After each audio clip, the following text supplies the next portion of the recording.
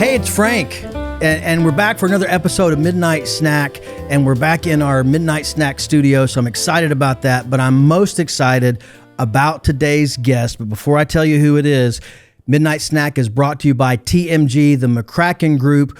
We make clarity out of chaos when IT leaders, CIOs are navigating technology solutions. TMG, we're here to help them navigate the chaos, navigate the noise, bring clarity out of chaos. So check out TMG in the links, learn about what we can do to help you. But today we have the editor-in-chief of the Nashville Business Journal, Eric Snyder. Eric. Frank. I'm so glad you're here. I'm happy to be here. Thanks for having me. I'm honored because I've been to a lot of... I am honored. I've been to a lot of Business Journal events. When I first saw you on the platform, and you're interviewing leaders in Nashville, and thought, that's the guy that's connected. That guy's doing a great job. And then I came up to you. It was the Business of Sports event, I believe it was. And I came up and I said, hey, I would like to find a time to get on your calendar just to introduce myself more, learn more about you. And you said yes. Of course. Best part of the job. And we had coffee, and then I said, hey, I do this little podcast. Can I interview for it? And you said yes. So I appreciate that. Now, I'm going to put my glasses on for a short minute because I wanted to tell you that I asked AI to tell me more about Eric Snyder, the editor-in-chief of the Nashville Business Journal. Uh-huh.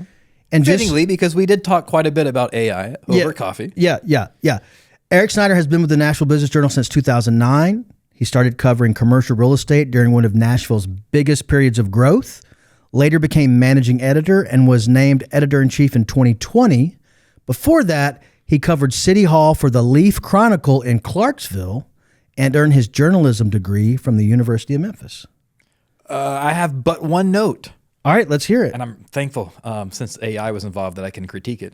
I started covering commercial real estate right before Nashville boomed. Okay. When I was covering commercial real estate, I was going to hotel ballrooms where they were auctioning off condo units, dozens at a time. Well, yeah, okay. Well, the big question before we get into other questions is, when you're up at night, what could be your go-to midnight snack? There's an asterisk here. Because I'm not a snacker, I'm not a grazer, so I'm not by definition a midnight snacker. Okay. But there's something over your left shoulder right now that I just cannot wait. Because if I am going to snack on something, it's going to be a piece of Turtle Tracks cheesecake from Publix. Turtle Track. Well, I'm glad that you mentioned that because I have what's referred to as, I guess, the chocolate caramel cheesecake. That's what it was called when I Googled it, so I rebranded it. Look, there is your slice. You can move the mic up and grab it. And I have some napkins here. I'll have a napkin for you. And go ahead and take a bite. Monsieur. I used to have a lot of these in my life, I got to be honest. Too many. Probably 40 weeks out of the year, I was enjoying a 2-pack of these. But we moved last year, and now Publix is no longer our primary grocer. So it's been well. How are you handling 2 packs? Push the mic back. Take a bite. I'm going to take a bite. That's what this is about. It's about having a snack. So you have to take a bite. Now, kids, if you're at home, what you're going to want to do is you're going to take your cheesecake, and you're also going to want to get your caramel of choice. Butterscotch would work too, but there's not many of us left. And then you're going to give some extra caramel to your cheesecake. Put some on the plate so you can kind of dip every bite. God, that's how you do it. Well, if I'd have known, I would have had some caramel that we would put on the plate. I don't feel like I'm at that stage in my career where I can have too many things on my rider. I'm not at green M&M territory yet. Right. Okay, well, take another bite. I'm going to take a third bite because I'm going to set mine down for a second while I get my notes. All right, I'm going to put it right here. That's fantastic. And I am a fan of it already. One of my go-tos at Publix is the chocolate ganache cake that they do. Yeah, dude. That's one of my favorites. Yeah, dude. Shout out to Publix. So we're Foursquare cheesecake bites. Yes. Another goodie. So, where are you living now that's not near a Publix of choice? Still West Nashville. We're in between Belmead and Bellevue. And so, yeah, we've been over there for about 18 months. Family? What size family? It's me, my wife, our 8-year-old daughter. And when we moved, we had one dog, and now we have 2. Well, what kind of dogs are they? One is some Southern gentlemen have called him a Feist. It's not AKC recognized, but it's a Southern squirrel type dog. Looks like a terrier, a whole docktail and all that. And then the other is kind of a gray. It's either a poodle or a doodle, but they're both rescues. They're both just super sweet. Well, that's great, fantastic. So, not perfect, but sweet. well, we have a dog. My wife's in the room, but also watches. We have a dog that I love, but dogs are always going to be something on your schedule, right? Mm-hmm. Yeah, that's all. We'll go through all of that another time. Today, I want to know more about you, and one of the main reasons I'm excited, and we'll get into some of the questions, is because of the pulse on Nashville that I think you personally have, not just because the Business Journal covers Nashville, but there's so many things that you come across and that you're exposed to. So I'll just go a little bit on your background. We talked about you studying journalism at the University of Memphis. What drew you first to journalism? I could write is really the long and the short of it. Writing came super easy to me. And I remember at Memphis, there was a professor. It was actually a Bible as literature class. And the professor there, when he was passing out papers, he was kind of remarking upon them as he did. And he said, you could really tell, a lot about somebody based on how they write. And that was just like a really sweet compliment, nice kind of vote of confidence. But, yes, I would wait until the last minute to write my, 5-page essays and all that. But I wouldn't stay up until 4 a.m. doing them. And yeah, so it just started from that. Reporters either get into journalism from the inquiry process or the writing process, and I got to it from writing. So from that beginning to now at Nashville Business Journal, did that path surprise you? When you look back, does the path surprise you a little bit? 100,000%. To have a successful journalism career, you often, if not usually, have to move. Be willing to move around. But I haven't had to live that life. I'm a Clarksville kid. My wife is a Clarksville kid. Our families are still there. And I'm in business journalism as a fluke. I needed a job in Nashville so that we could finally get hitched. And it was the Business Journal that was hiring. I didn't have business experience. I didn't have an affinity for it at the time. And so it was just one of the luckiest decisions of my life to apply for that. That's impressive. That's impressive to have it turn out that to begin that way and then to increase that career to where you are now. That's impressive. And that's an interesting tidbit. So what might be the biggest misconception that people have about what an editor actually does? Yeah, that's a tricky one for me because I don't know what people think editors do. Well, I'll tell you what I think they do. Yeah. When I hear the word editor, I think of someone reviewing the stories. That's right. And confirming them to be released. Yeah. That is the bumper sticker of what I do. What would surprise people, I think, is how little I write. Especially since writing kind of got me into this. A lot of being an editor is vicarious. It's vicarious fulfillment. It's in some ways vicarious journalism, right? Because we're kind of, we're strategizing in the newsroom, and then the reporters, and it's only thanks to the reporters that I have a pulse at all on the city, that then go out and try to execute that strategy. And so, yeah, I don't write nearly as much as people presume, and I don't write as much as I would like myself to. I do write the occasional column, but I only write the occasional column when I have something to say. Mm-hmm. How many reporters are contributing to the Business Journal? I mean, you might have staff reporters, but then in addition to that, about how many reporters contribute to the Business Journal? Well, our newsroom is 9 folks large, including myself, and of that, there's 5 reporters. And do you take submissions from other places as well? We are part of American City Business Journals in, call it, 45 other markets. And so as they cover news that is relevant to Nashville, we will oftentimes take advantage of that, right? We'll take it whole cloth or we'll localize it. And so, we, Nashville companies, as you know, are super active, and it's not just here in Middle Tennessee. And so we do get to take advantage of that national footprint. Well, in the events, I don't know, maybe I've been to 8 or 10 different events in the last couple of years the Business Journal has put on, whether it be a business breakfast or a healthcare summit or something around, we met, I talked about sports in Nashville. And you get the privilege to interview some of those in a panel, one-on-one. I've seen some of those.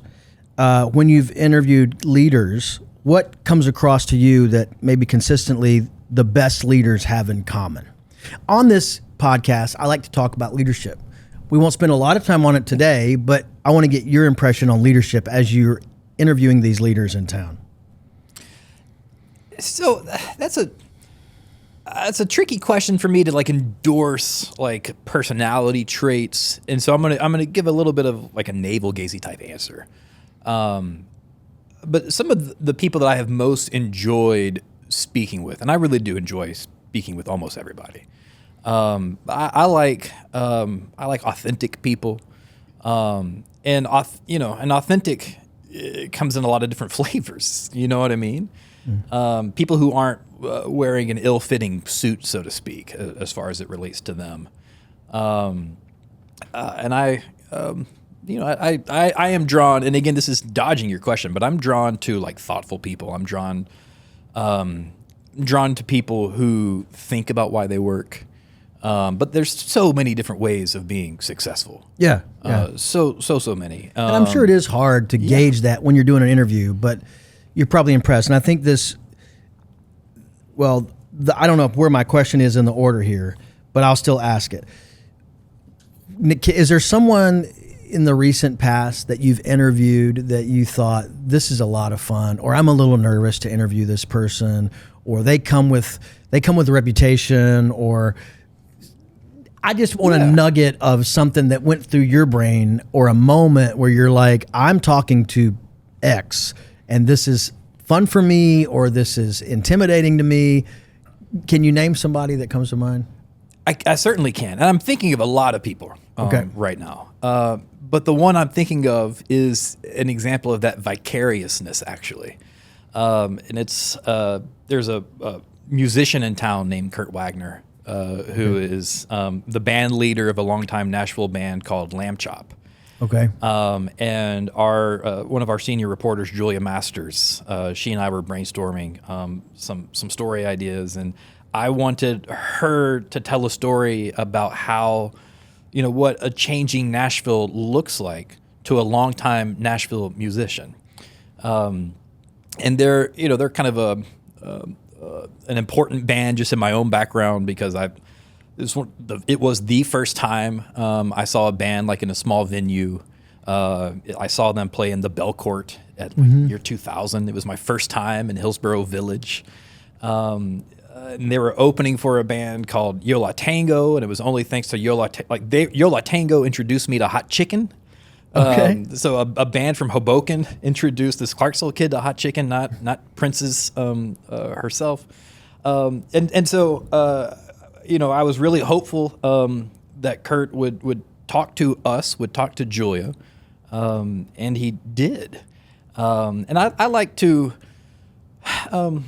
tell surprising stories when we can. Put our camera, so to speak, in a surprising vantage point, as opposed to a cliched one. And that was a really fun opportunity for us. And Joy did a great job, and I'm grateful to anybody who ever says yes. And that was a story, where I had nerves, I really want Kurt to like it, And I never feel that way. I want the readers to like what we do. I want the audience to like what we do. But people are taking a chance at a certain level when they agree to give us their time. And Yeah. It was cool that he did. I remember seeing you interview the CEO of In-N-Out at Lipscomb. Do you remember that? That was my boss, our publisher, Lori. But you were on the panel there, right? I often am. On that one, I was in the crowd. Oh, there was a few. You were on there at some point. Sure. Now I remember that event. Yeah, who was? She was a very interesting person to interview because she was authentic. Very much. Yeah. I remember her mentioning something to the effect of probably fast food is not healthy. So she'll make it as healthy as possible. Right. So it was something like that. You're like, interesting. Yeah. All right. Well, that was the question here. In recent years, is there a headline or a story that you felt was potentially controversial and maybe dividing? You were like, oh, this is go out, and the phones are going to ring. Certainly, of course. I do want to say, and I will answer your question, but I do want to say that the controversy or the divisiveness isn't the point, right? Right. Like we don't swing at pitches to provoke. No, I get that. You weren't accusing us of that, but so we don't swing at pitches to get people riled up, and we don't say, well, that's not news, but it'll work. It's not news, but people will click. We've got limited resources and limited time, and in Nashville there are too many stories to be told, and so we have to be selective. And so if we're telling a story, we think it's important at a certain level. And so oftentimes that takes you, if you're doing honest journalism, you're approaching divisive topics. You're approaching topics that not everybody will have the same viewpoint on. And there was a story that to my mind kind of fits that description is one that our other senior reporter, Adam Sitchko, wrote earlier this year. And I'm thinking in particular of the print version of the cover line, or of the cover story rather, because the story that he broke was that some of the most powerful business executives in town had been meeting, kind of in private, and about what do not know and they would not say, but it's our obligation to point our readers to where like locus of power are in town. And so when you've got John Ingram and Bill Haslam and Seth Bernstein and Daniel Diermeyer, I'm missing one and I'm sorry, getting together regularly, that's news. And I was drawn to this image of, the black T-shirt like with the white names, John and Paul and Ringo. Yeah. And I'm forgetting one of the Beatles now too. And George. And oh gosh, I'm sorry, George. Or Joey and Chandler and Ross and Monica. And so we just stacked their names on the front page like it was a T-shirt, because the names themselves communicate how powerful this group is. Like, look how wouldn't you want to be a fly on the wall in that group? And I really like that headline too because it was very plain, right? Mm-hmm. And there was no room to really editorialize if we were even trying to. We just listed the names. And that one is potentially controversial and potentially divisive, just because not everyone likes their spot being, blowed up. They don't like their meetings becoming public.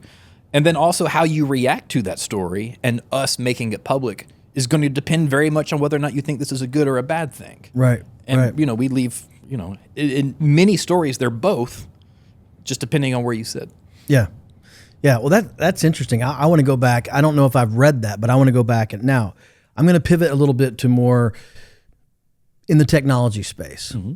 A lot of the episodes that I do, we'll lean more toward technology. We want to talk a little bit about what's that. And so my question is, Nashville has attracted companies like Oracle and Amazon and recently Starbucks. And so while healthcare, logistics, and financial services continue investing heavily in technology, in your view and your experience and what you see in the Nashville business, is Nashville becoming a city that creates technology or primarily one that adopts it?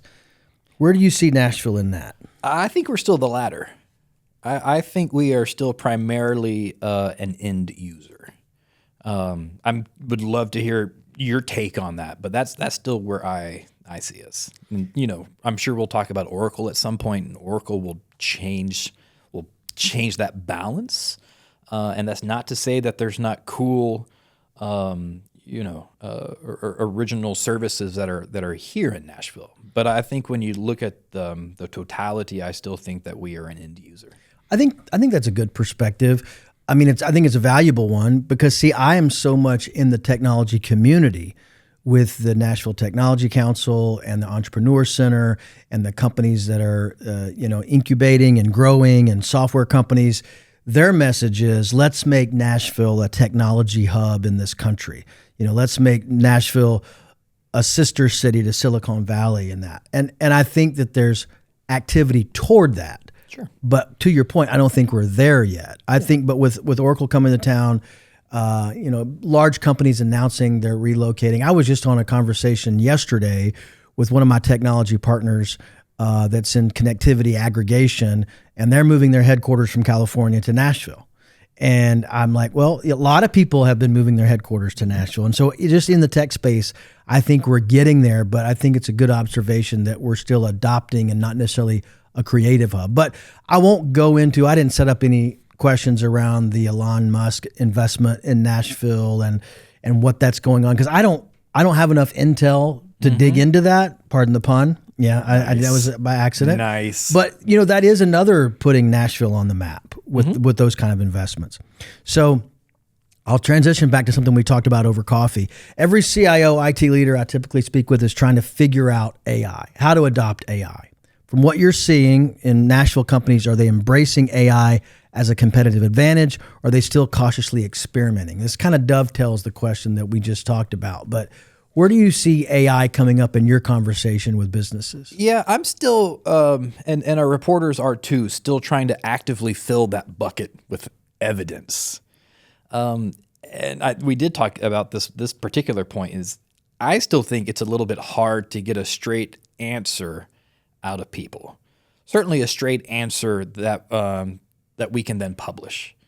Americans are almost uniquely pessimistic about AI as it relates to Europe and Asia, for example. Primarily, I suspect, because when the tech companies told us that their technologies were going to take a lot of our jobs, that we believed them. And so I don't think you're going to find it's hard to expect a CEO to go out and rah-rah on the subject of AI, and again, to do so in the press. My sense, and this is not fully reported out, this is not exhaustive, but so we're inside scoop. Inside scoop. As it stands now. Okay. I sense more experimenting. I sense more nibbling around the edges. I have conversations with people who are using it as a brainstorming partner. Certainly, as an editor or a producer of copy. But I don't necessarily see, haven't heard many examples yet, although I am hungry for them, of companies reorienting themselves around AI. In some ways, that might be easier to do kind of de novo, kind of build from the ground up around that, as opposed to retrofit. But it's still weird to say this because, ChatGPT debuted so many years ago at this point, but it still feels very early innings. Yeah, and I think it's early, but it's going to move so fast. And it is, and has. Yeah, it's going to overtake. So a little pivot question. Thoughts, feelings, concerns around Super Bowl in 2030 in Nashville? Yeah. Are we ready? Will we be ready? What are your thoughts? Nashville throws a good party, and Nashville knows how to throw a good party. I do suspect we'll be ready. But you mentioned we met at an event that was about this impending Super Bowl. It hadn't been announced at that point. We just knew that at some point we were going to get one. Mm-hmm. And here's what you can know to be prepared if and when we do. And I remember a sensation that I was having during that conversation, the panel conversation in particular, was how badly Nashville needs this to go well. Because I was hearing one of the panelists in particular also owns some restaurants in New Orleans, and was talking about how the version of this going well and the amount of public collaboration that can and should take place. And this is not a unique thing to Nashville, but we're more pessimistic than I remember Nashville being. Even when the draft was held here, and so we need it to go well. I believe that, and I think a lot of people in the community are looking for signs that it's for that we pull off the Super Bowl not just for the NFL and not just for the fans on TV, but that we see ourselves in it, and that we kind of came together to do so, and that the spoils of that and the upside of that is felt broadly. I think that's a possibility, and I think it's one that a lot of folks are rooting for. I think it was on that panel, Bill Haslam. He was the keynote speaker. He was the keynote speaker, yeah. And I think he mentioned also that when he visited California with the Super Bowl that was recently there, I think 2026, he said, I landed there. I didn't know there was a Super Bowl going on that weekend when I landed in the airport, which would be different here. 100% would be. Yeah, and I thought that was a very good point. Yeah. All right, I'm gonna go right to something that I've not done before, but this is what I'm calling a lightning round. So it'll just be quick questions that will give us some insight. You don't want bloviating? What's that? You don't want bloviating? I don't want any bloviating. I'm trying to give up. That was for the bloviating. longtime Bill O'Reilly fans. Yeah, well, thank you for bloviating. All right, real quick, one word that describes Nashville today. Hot. That's a great one. That's a great one. Nashville in 10 years will be recognizable. Recognizable. Yeah. Yeah. Well, yeah. Nationally. We can't bloviate. No, I mean to ourselves. Nashville has changed dramatically, and I think Nashville will continue to change. But I don't know that we'll continue to see the change as a matter of type over the next decade as in a matter of degrees. I think a lot of the things that make people excited to come to Nashville will still be here, and we'll still be solving some familiar challenges. Okay, we might have bloviated a little bit on that one. Yeah, but I felt good about that. Okay, good. The next $1 billion company in Nashville will probably come from what industry? Healthcare. One Nashville company everyone should be watching.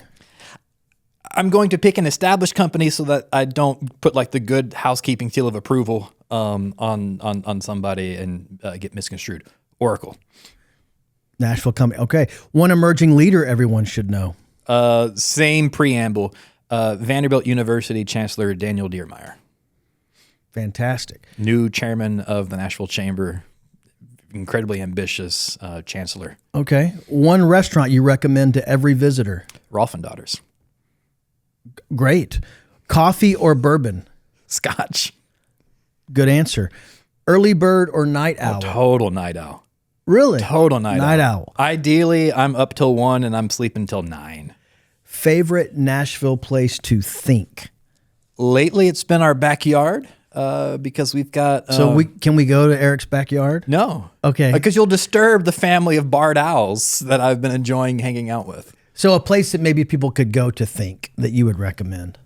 Oh, there's a ton. Hidden Lake Trail out in West Nashville, Big Turnbull Creek out in Kingston Springs. Parthenon, maybe? Yes. Yeah, I mean, just stare. I'm a fan of the Nashville icon Parthenon. Yeah. Brentwood Skate Center. Great. All right. I'm going to ask this question, then we're going to go into my final question. I want to ask this while I'm going to want you to pick up your cheesecake. Are you trying to get me to do a spit take? No, you're not. You're not going to do a spit take. I want you to be thinking. I'm going to ask this while you eat and think. One business rumor you've heard. Take the bite. One business rumor that you've heard recently that you hope turns out to be true, and you can make this real juicy if you want. Yeah, I can't in good conscience. Thank you though for making me have some more cheesecake.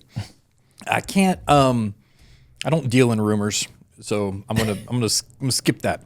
But I will point to that as part of the East Bank redevelopment plans, there's movement to have a children's museum over there. That is one that if I can editorialize a bit, but as a parent, and as someone who recognizes our family attractions from when I was going to family attractions as a child, R.I.P. in peace, then that is one that I'm rooting for. Our daughter is at summer camp right now, and it's hard to entertain. It can be hard to entertain kids in Nashville, so that's one I'm rooting for. All right, last question. This is one I typically ask every episode, and that is, who is someone, living or not, that you would like to have a midnight snack with? Yeah. This has been my go-to answer for a while, but it's Brian Eno, the musician, the producer, the technologist. He has led just an incredibly fruitful artistic life. He's a thoughtful person. He's always grappling with the state of the world. The reason why he's on my mind these days in particular is he's a techno optimist, and I don't have that tendency. I tend to be a techno pessimist, and so I'm looking for hope and optimism these days, and I think Brian Eno would have a lot to teach me. You've mentioned a couple of times your affinity for music. Tell me a little bit more about that thread in you. Are you a musician yourself? Oh no, and I feel great shame about that. Like I've had two failed starts at trying to learn guitar. So what I do now is I fiddle with knobs. I've got a synthesizer that doesn't have a keyboard and some effect pedals, and it sounds awful, but it's great fun. I've always, I mean, this is generic in its universality, but like I love music. I grew up in a house full of music. I've got a subwoofer in the back of my car right now. Like I just have always loved music. My wife asked me, "Do you not like silence?" And in most unless I'm sitting in the backyard with the owls, I typically don't. I'm going to ask one more question. Yeah. Is there an event, a music event in Nashville that you're looking forward to, or a venue you're looking forward to, an artist you're looking forward to, maybe in the next 6-12 months? Actually, yeah.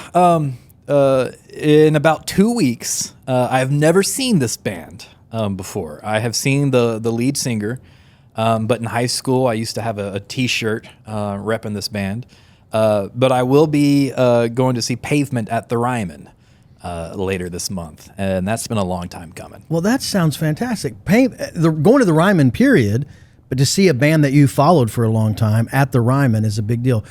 I've seen some good stuff at the Ryman. I was able to see Steve Martin at the Ryman, and I see his picture over my shoulder. And he brought out, that's at the Opry when I got to meet him. Different story. Super cool. But when he was at the Ryman, he brought out Earl Scruggs at the end of his show.